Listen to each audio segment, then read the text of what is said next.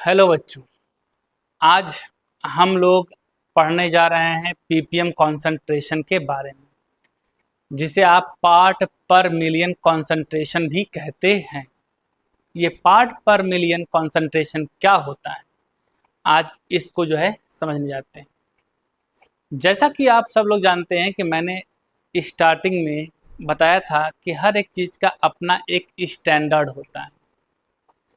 अब वो स्टैंडर्ड कैसा स्टैंडर्ड, जैसे मैंने आपको परसेंट की बात कहा, तो परसेंटेज के लिए जो आपका आया था स्टैंडर्ड, वो आपका आया था 100। यानी आप जो भी बात करेंगे वो 100 में करेंगे। अगर आपने लिया है कोई सोल्यूशन तो 100 ग्राम ले लेंगे, अगर आपने एमएल में लिया है तो 100 एमएल में ले लेंगे। इसी तरीके से जब हम बात करते हैं पीपीएम कंसंट्रेशन की, तो यहाँ पर मैं बात करूँगा मिलियन की। किसकी बात करूँगा? मिलियन की। 1 मिलियन मतलब 10 लाख, यानी वहाँ यहाँ पर आपका 1 मिलियन जो होता है ये आपका 10 लाख होता है। यानी 10 लाख का मतलब 10 टू 6, ये इतना होता है। 1 मिलियन मतलब 10 लाख। इसका मतलब है 10 लाख पार्ट की बात करेंगे। अब यहाँ पे पार्ट की बात करें, पार्ट का मतलब है कि अगर आप 10 लाख ग्राम लेंगे या 10 लाख एमएल लेंगे या 10 लाख मिलीग्राम लेंगे, ये तो अब मैं बताने जा रहा हूँ कि यहाँ पर आपका ये इसको डिफाइन कैसे करेंगे। तो किसी सॉल्यूशन के 10 लाख ग्राम में 10 लाख ग्राम में जितने सॉल्यूट डिसॉल्व होते हैं वो उसका पीपीएम कॉन्सेंट्रेशन कहलाता है। यानी 10 लाख ग्राम में आपका अगर एक एक ग्राम डिसॉल्व है तो वो 1 पीपीएम हो जाएगा। अगर मान लीजिए आप ये कहते हैं कि मैं 10 लाख लोगों में से एक हूं, माने 10 लाख केमिस्ट्री के टीचर खड़े कर दीजिए और उसमें से एक मैं अकेला हूं, मैं सिंगल हूं, तो जाहिर सी बात है मेरा वैल्यू क्या हो जाएगा? 1 पीपीएम हो जाएगा। अगर 10 लाख टीचरों में से अगर मेरी तरह 10 लोग हैं तो हम लोग 10 पीपीएम कहला जाएंगे। बात क्लियर है? इसी तरीके से अगर मैं आपसे कहता हूं कि मेरे पास एक कंटेनर है और इसमें मैंने आपका 10 टू पावर 6 ग्राम मैंने सोल्यूशन ले लिया और इस सोल्यूशन में आपका 10 ग्राम सल्यूट डिसॉल्व है। 10 ग्राम सल्यूट डिसॉल्व है तो इसका कॉन्सेंट्रेशन जो होता है वो 10 पीपीएम कहलाए। बिल्कुल सही है। तो यहाँ पर आपने देखा कि आपका अगर आपका 10 लाख ग्राम में 10 ग्राम डिसॉल्व है तो 10 पीपीएम, और अगर आपके 10 लाख ग्राम में अगर 20 ग्राम डिसॉल्व होता है तो 20 पीपीएम। 10 लाख ग्राम में अगर 5 पीपीएम 5 ग्राम डिसॉल्व है तो 5 पीपीएम कहलाएगा। तो ये 10 लाख स्टैंडर्ड है। इस 10 लाख में जितने डिसॉल्व होंगे वो उसका पीपीएम कॉन्सेंट्रेशन कहलाएगा। अब यहाँ पर आपको मैं एक छोटा सा एग्जांपल देता हूँ कि वो 10 लाख है क्या। सपोज करिए आपका सोल्यूशन का मास 10 लाख ग्राम है। ये आपका 10 लाख ग्राम। अगर मैं इसे किलोग्राम में चेंज करना चाहूँ तो क्या करूँ? तो आप सब जानते हैं अगर किलोग्राम में चेंज करना है तो आपको इसको 1000 से डिवाइड करना होगा। तो अगर आप इसे 1000 से डिवाइड कर देंगे तो ये आपका कैंसल और ये हो जाएगा आपका 1000 किलोग्राम, जिसे आप 1000 लीटर भी बोल सकते हैं। अब आप किलोग्राम लीटर कैसे बोल सकते हैं कि भाई पानी की डेंसिटी 1 होती है। जाहिर सी अगर जिसकी अगर डेंसिटी अगर इसकी अगर 1 होती है तो आप जानते हैं कि आपका मास इज इक्वल टू होता है डी इंटू वी होता है। M is equal to D into V. अगर आपका मास अगर आपका कितना है, अगर 1000 किलोग्राम है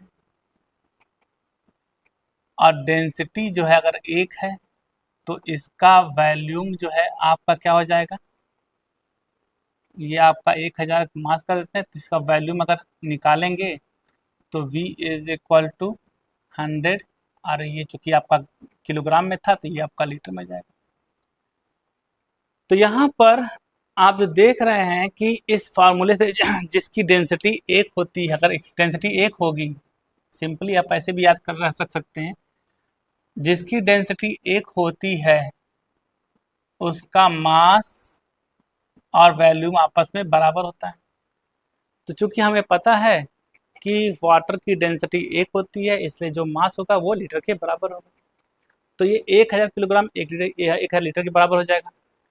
आपने 1000 लीटर का पानी की टंकी देखा होगा, 1000 लीटर का पानी का टंकी आपने देखा होगा, बड़ा सा होता है, ढेर सारा उसमें पानी भरा होता है। वो आपका अगर आप उसमें आपने उस पूरे 1000 लीटर की टंकी में एक सॉल्यूशन भर दीजिए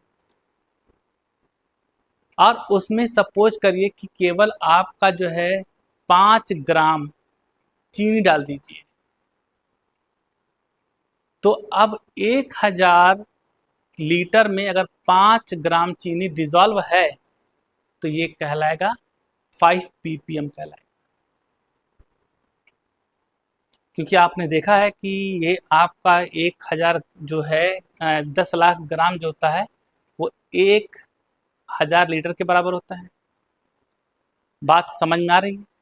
तो इसका मतलब ये है कि आप मुझे उम्मीद है कि आप समझ गए होंगे कि एक पूरा जो है जो टंकी है उसमें अगर मैं भर के पानी ले लूँ 1000 लीटर तो 10 लाख ग्राम के बराबर होगा, और उस 10 लाख ग्राम में जितने ग्राम आपका सोल्यूट डिजॉल्व होगा वो उसका ppm कॉन्सेंट्रेशन होगा।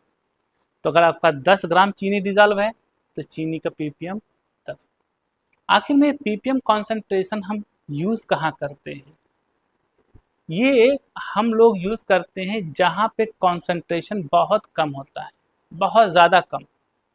जैसे आपका वाटर में ऑक्सीजन का जो है अमाउंट कितना है वो निकाल सकते हैं, एयर में जो है जो गैसेस होते हैं वो उसका जो है अगर निकालना हो कॉन्सेंट्रेशन तो ppm यूज़ करते हैं। आपके जो सी वेज हैं जैसे गंदे नाले के पानी हैं इसमें ऑक्सीजन जो है कितनी होती है उसको ppm में निकालते हैं। तो ये ppm जो होता है वो उसके लिए यूज़ होता है जिसके लिए आपका कॉन्सेंट्रेशन बहुत कम होता है। अब ऐसे इमेजिन करिए कि अगर 1000 लीटर पानी है और उसमें आपका 5 ग्राम चीनी है तो क्या चीनी के पार्टिकल जो है बहुत ज़्यादा है? वो तो उसका तो पता तक नहीं चलेगा कि वो कितना है। वो उससे मीठा भी नहीं, लेकिन वो जो 5 ग्राम चीनी डाले हैं वो 5 ग्राम चीनी 1000 लीटर पानी को मीठा नहीं करेगा।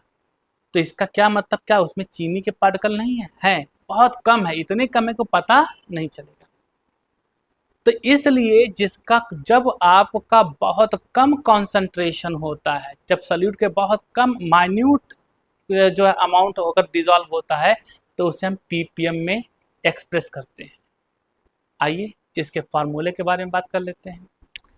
तो इसका फार्मूला क्या होता है चेक कर लेते हैं। फार्मूला वही है जो आपसे मैंने कहा था, उसी पे चलना है।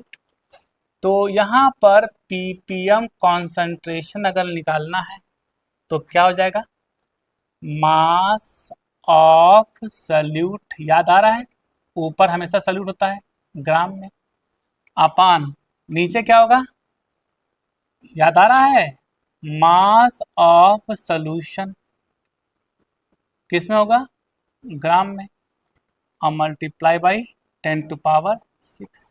ये ppm कॉन्सेंट्रेशन की फार्मूला होगा। अगर आपका सॉल्यूट और सॉल्यूशन ग्राम में दिया हुआ है तब की बात हम कर रहे हैं। इन केस अगर ml में दिया होता तो आप इसी फार्मूले को कहते हैं ppm कॉन्सेंट्रेशन।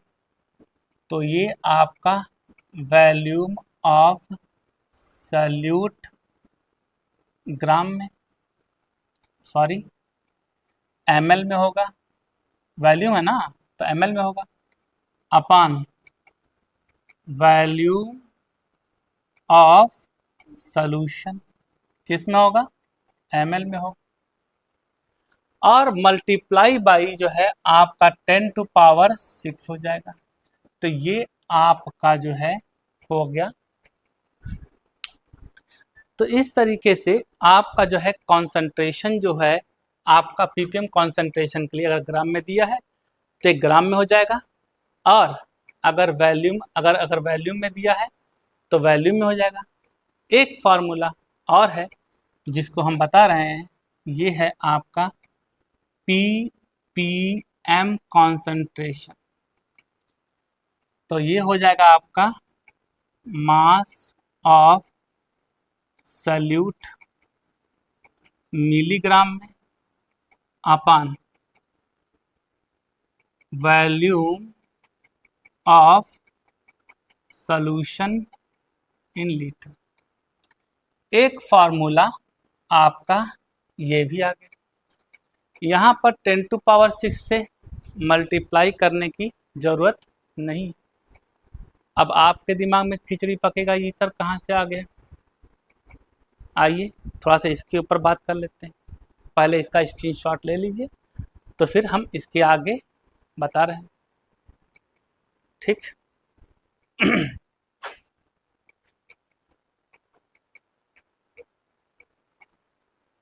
चलिए, ये रहा आपका जो